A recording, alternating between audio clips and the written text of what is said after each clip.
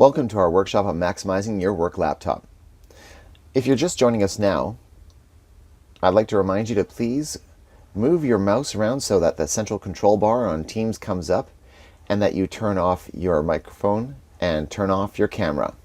You won't need them right now. If you'd like to ask questions, move your mouse and make that control bar appear again. Then click on this chat icon. A chat window is going to open on the right. We're going to try to address your questions, if possible, at the end during the question and answer session. If there's a popular question we can't get to today, we'll make a resource around it. Let's get started. Today's agenda is to go through some basics. We're going to talk about the benefits of using your work laptop. I recommend that you make your work laptop your first go-to device. We're going to make basic communication really streamlined and easy by pinning Outlook to our taskbar. And we're going to do a couple other power moves, like making icons bigger and using some handy shortcuts that speed up our workflow. And like I mentioned, we're going to make sure we have a question and answer session at the end. So why use your work laptop instead of a personally owned device or a tablet? Your work laptop's encrypted. If anything should happen to it, your hard drive is secured. If your laptop is stolen, no one can access your students' information. This is not typically true of personally owned devices, and it is not true of student devices. Our district encrypts teacher laptops. Next, the programs and apps are already installed. The most commonly used and most practical programs for remote teaching and learning are already installed on your laptop. You don't need to go looking for anything. They are already there. They're paid for and licensed and ready to go. Next, OneDrive with 1 terabyte of storage, 1,000 gigabytes of storage. You can store your entire career's worth of lessons and resources in our district OneDrive. And I'm going to show you a very easy way later how to save things to that OneDrive folder.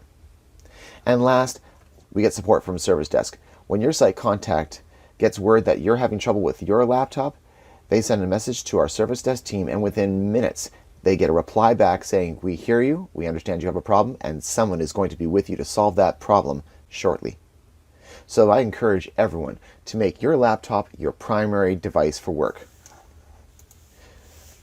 When you look at your laptop, maybe you see a black rectangle with keys on it, but what I see is a powerful, dependable workhorse. It's got a pretty good processor, it's got really good long battery life, and it's got a great warranty standing behind it.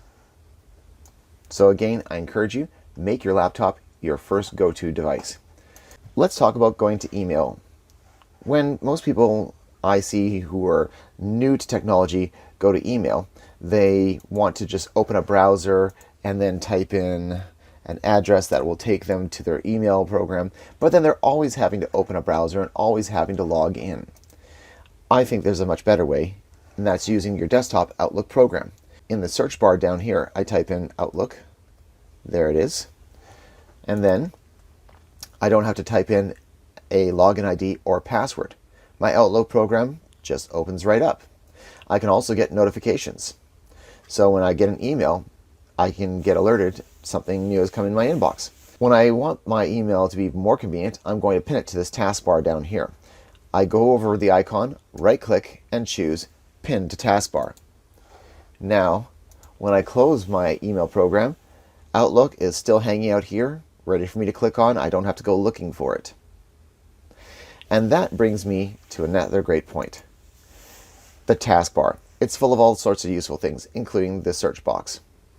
So not only can you pin things to taskbars to keep them on hand, and I only pin a few things, my most frequently used things, to the taskbar, but I can also go searching in the search box for things.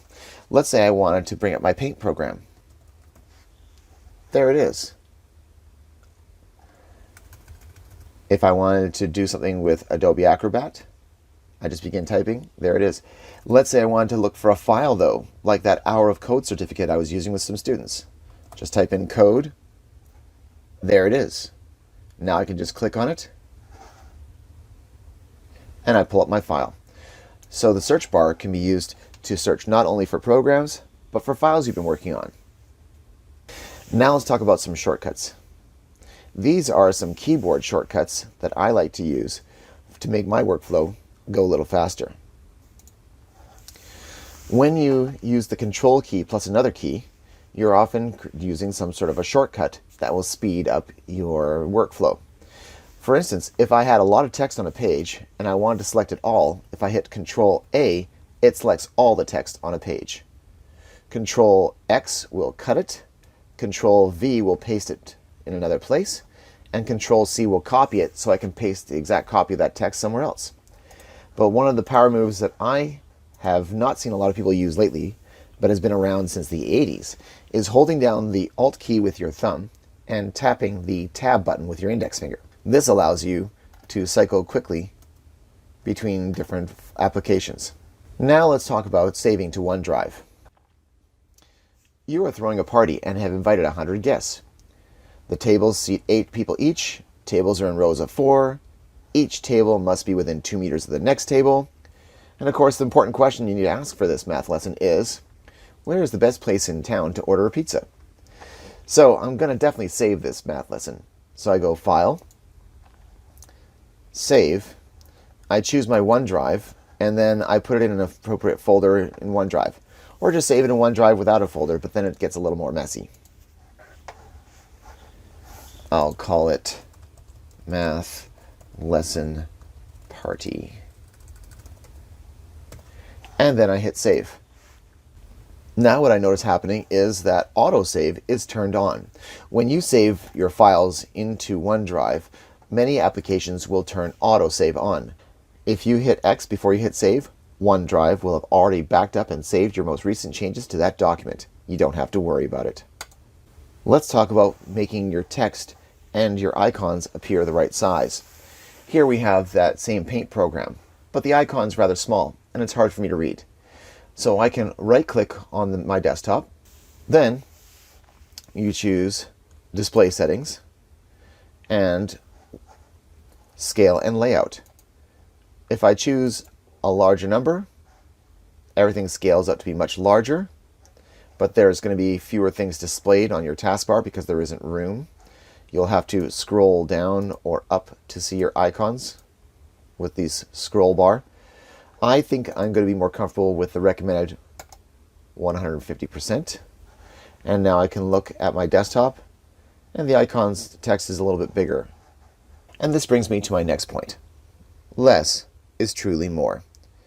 I like to keep my desktop fairly clean with very few icons on it because I would rather just search for what I need and have a less cluttered environment here. I keep some things pinned to my taskbar, but only what I use frequently all the time. If I don't need it all the time, I'll just use search to pull it up.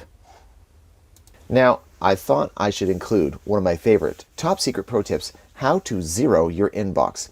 Now, you wouldn't want to keep your mail in your mailbox outside your house.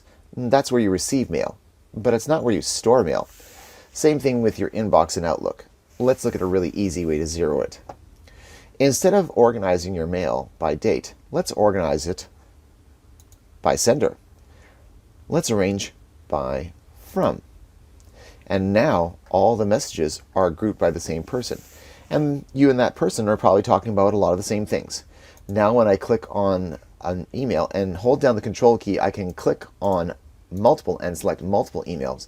And then I can click and drag them over to the folder in one chunk, dragging all of those emails from the same person into the same folder. And now my inbox is empty. If I need to find an email from the past, I can just type up a keyword in the search and I can organize that search by date, or I can organize it by sender, and that'll actually help me find the email I'm looking for. I hope you enjoyed this short presentation. I'm sure it doesn't answer every question, but it may be giving you enough information to make a good start and be productive with your work laptop. Please take some time and throw some questions into the chat, and hopefully, working together, we can come up with some great solutions.